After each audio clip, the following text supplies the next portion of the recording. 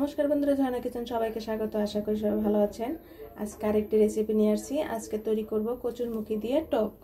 आमरा कचुरमुखीटाके सिद्ध करे नियेछि आर एखाने आमरा नियेछि जलपाई छोट बड़ आमरा 5टी जलपाई एभाবে केटे नियेछि। आमरा जलपाईटा फ्रिजे रेखे दियेछिलाम। आपनारा जलपाईटा टक যতটুকু বাড়িয়ে কমে দিতে পারেন। টক যে যেমন খান ঠিক ওভাবেই টকটা দিয়ে দিবেন। যদি জলপাই হাতের কাছে না থাকে তাহলে আপনি তেঁতুল দিয়েও রান্না করে খেতে পারেন।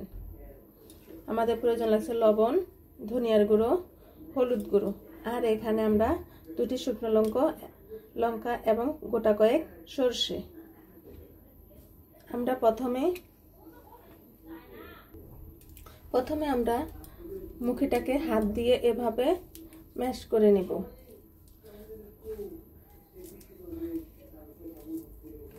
এভাবে ম্যাশ করে নেব।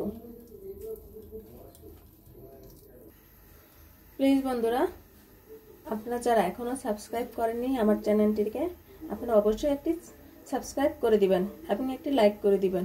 আমরা কচুরমুখিটাকে ম্যাশ করে নিয়েছি।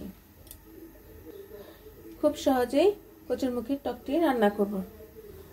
চলুন আমরা কচুরমুখির টকটি রান্না শুরু করি। আমরা কড়াইতে শুধু জল বসিয়ে দিয়েছি। জলটা বলক চলে আসছে। এখন আমরা কচুরমুখি আগে দিয়ে দিব এখানে।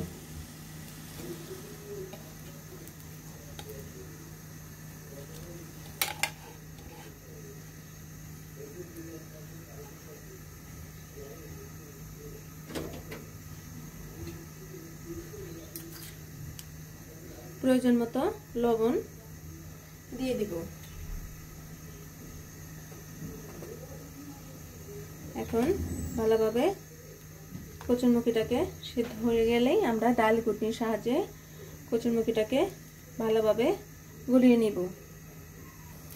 আমরা এখন ডাল ঘুটনির সাহায্যে ভালোভাবে গুলিয়ে নিব।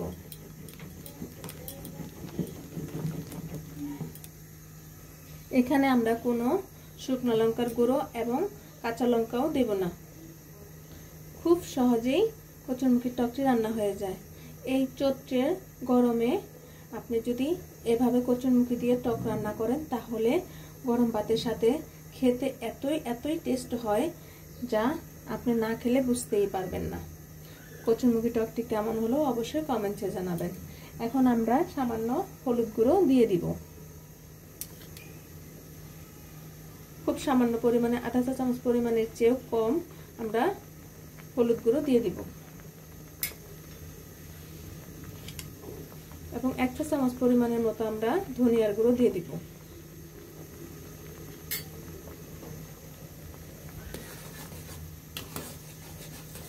এখন ভালোভাবে সিদ্ধ করে নিতে হবে। দেখুন আমাদের টকটি ঘন হয়ে গিয়েছে এবং কচুরমুখির টকে যত পরিমাণ জাল দিবেন টকটা ততটাই টেস্টি হবে। এখন আমরা জলপাইগুলো দিয়ে দিব।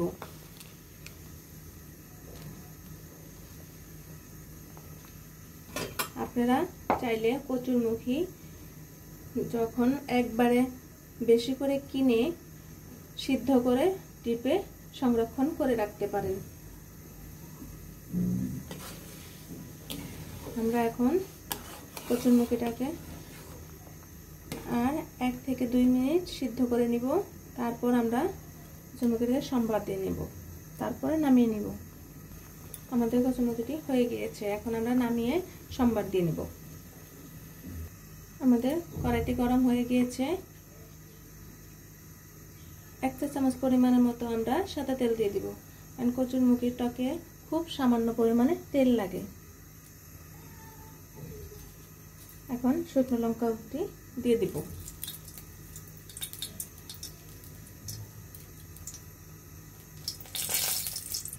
আমাদের শুকনো লঙ্কাগুলো ভাজা হয়ে গিয়েছে। এখন গোটা সরষে দিয়ে দিব। আমাদের টকটা এখন ঢেলে দিয়েছি।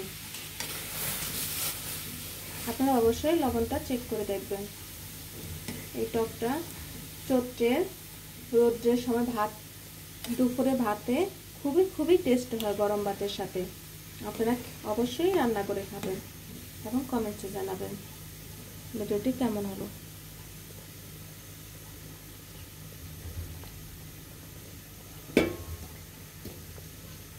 আমাদের টকটি হয়ে গিয়েছে, এখন আমরা নামিয়ে নিব।